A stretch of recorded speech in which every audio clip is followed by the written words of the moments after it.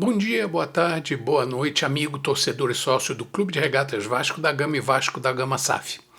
Hoje vou falar sobre a história da entidade máxima do nosso futebol, destacando como a memória do povo é curta e como uma classe política ideológica e uma classe política fisiológica tentam deturpar e enterrar fatos históricos que nos permitiriam traçar uma linha temporal verdadeira sobre acontecimentos passados.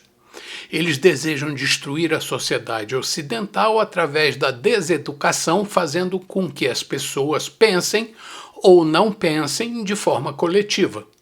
E isso ajudados pela mídia controlada e paga para repetir narrativas que desvalorizam o legado, princípios e valores cristãos. Atualmente, poucas pessoas se atrevem a contrariar o sistema por medo de retaliação. É mais fácil enterrar o passado do que tentar entendê-lo. E no segmento desportivo há muitos episódios interessantes que o sistema não deseja revelar. Mas vou fazer um breve relato sobre a entidade que controla o nosso futebol. E nada do que vou relatar foi criado. Tudo está em artigos, livros, reportagens e na própria internet. Até que alguém tente apagar. Mas, felizmente, o print é eterno. Atualmente, a Confederação Brasileira de Futebol, uma associação privada que controla várias federações estaduais, é dirigida desde 2025 pelo médico Samir Chaud, oriundo da Federação Roraimense de Futebol. Rola na mídia que ele tem problemas na justiça quanto à regularização de terras em Roraima e envolvimento de caso de desvio de verbas públicas. Até aí, nada de estranho, pois isso nunca foi impeditivo para exercer cargo na CBF. Mais à frente você vai entender isso. Ele substituiu Edinaldo Rodrigues, eleito para o mandato 2021 a 2025 e que se viu envolvido em várias polêmicas, desde favorecimento a familiares durante a Copa do Mundo de 2022 até contrato com determinado instituto vinculado a ministro da mais alta corte do país. Por qual motivo, não sei, mas acabou sendo obrigado a deixar a cadeira. Antes dele, entre 2017 e 2019, o trono estava com o senhor Antônio Carlos Nunes, que contrariou o combinado com a Confederação Sul-Americana, que apoiava os Estados Unidos, México e Canadá como sedes da Copa do Mundo de 2026 e acabou votando no Marrocos, gerando enorme mal-estar com a Conmebol. Dizem que foi uma represália pelo fato de os Estados Unidos estarem investigando José Maria Marim e pelo banimento desportivo de Marco Polo Del Nero, seus conhecidos. Ele inclusive sucedeu a Del Nero, que ficou na presidência da CBF entre 2015 e 2017 e se viu envolvido em escândalos de corrupção e suborno que lhe renderam o banimento do esporte pela FIFA. Antes de Del Nero, a CBF esteve entregue a José Maria Marim no período de 2012 a 2015, um político com longa folha corrida iniciada em 1964, na época da dita ditadura militar. Desportivamente foi vinculado ao São Paulo Futebol Clube, mas não somente a ele. Marim foi presidente da CBF após a renúncia de Ricardo Teixeira em março de 2012, acusado de corrupção em seu mandato à frente da entidade. Ricardo Teixeira foi dirigente máximo da CBF entre 1989 e 2012. Seu mandato enfrentou várias turbulências e acusações de vários ilícitos, desde 1994, 1996, 1998, e mesmo tendo conseguido estender seu mandato até 2014, ano da Copa do Mundo no Brasil, acabou alegando problemas de saúde para renunciar em 2012. Seu sogro era nada mais, nada menos do que o icônico presidente da CBD, João Avelange. E Ricardo Teixeira sucedeu a Otávio Pinto Guimarães, conhecido presidente da Federação Carioca, que foi mandatário da CBF entre 1986 e 1989 por sugestão de Nabi Abichedid, dirigente do Bragantino e deputado estadual na década de 80. Nabi deveria ser o candidato, mas preferiu lançar seu vice Otávio Pinto Guimarães numa trama articulada nos bastidores.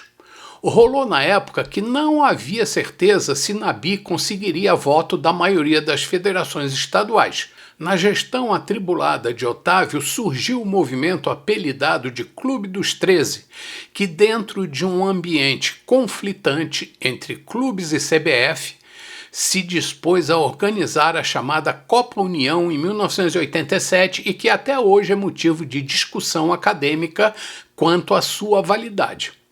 Mas isso é outro capítulo merecedor de aprofundamento e que não é motivo desse vídeo.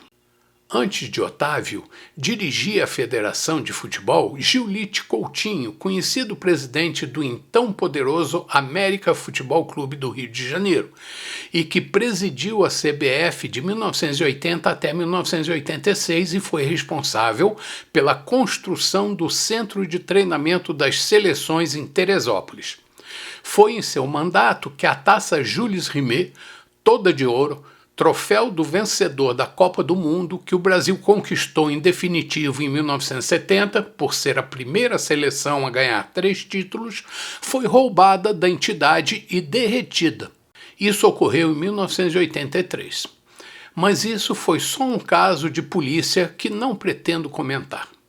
Antes de Giulite Coutinho, que assumiu a CBF em um período de transição entre a CBD, Confederação Brasileira de Desportos, criada em 1916, que cuidou de todos os esportes até setembro de 1979, e a Confederação Brasileira de Futebol, que por exigência da FIFA passou a cuidar só do futebol, vários presidentes geriram os esportes brasileiros.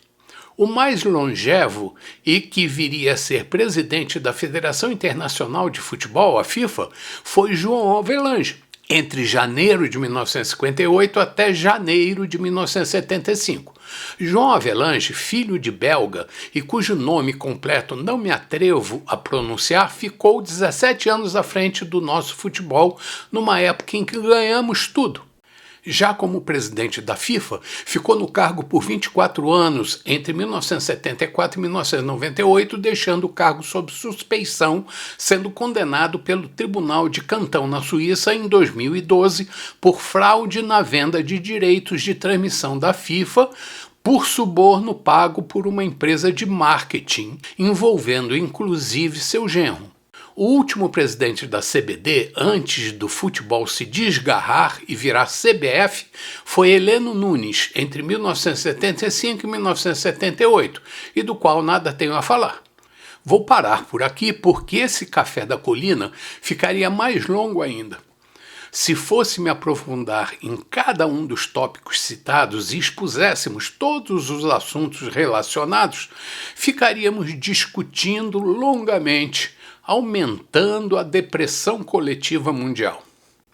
No próximo Café da Colina, vamos falar do relatório que citou 21 pessoas relacionadas a Vasco SAF e sua venda à empresa 777 Partners.